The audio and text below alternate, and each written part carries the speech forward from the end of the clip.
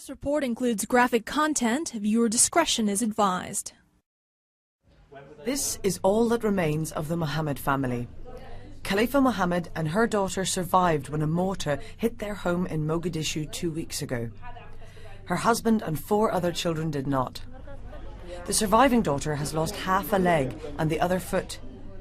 They are both being treated here at one of the only options left for healthcare in Mogadishu.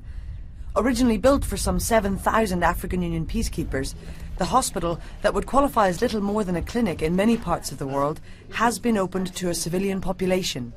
Those who are desperately poor and ravaged by 20 years of war come here seeking medical treatment in the midst of a conflict that has Somalia's weak transitional federal government battling Islamist insurgents known as Al-Shabaab.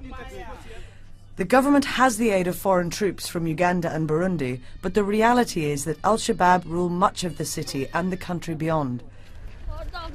Al-Shabaab has taken the fight to the people by targeting civilians with roadside bomb and mortar attacks. Last month, a suicide bomb at a hotel where members of the government were staying killed over 30 people. But the devastation hasn't killed off hope here. Abdiaziz Mahe is a Somali who fled Mogadishu for the United States when the government collapsed in 1991. He now fundraises through the Somali diaspora in the US and Canada to bring equipment and drugs to the hospital. This time, he brought 2 containers donated by the Mayo Clinic in Rochester, Minnesota. Everything is usable, and is a treasure. It's a treasure to here. Some of them maybe don't use anymore over there, but it's a treasure to in here.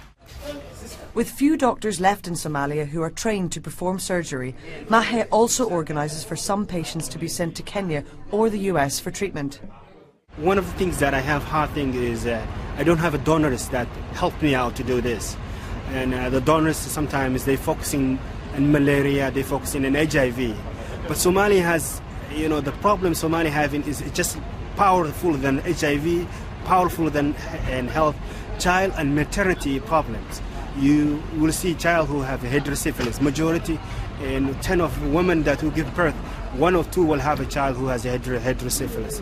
They will have spina bifida, they will have tumors, they will have a liver problem.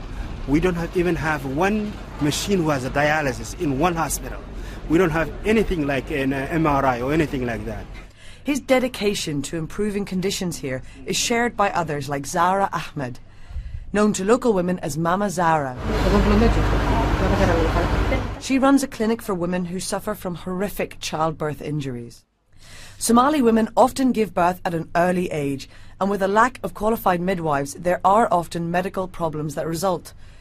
Some of the women suffer for years without assistance. Their stories are similar. They have lost a child and are unable to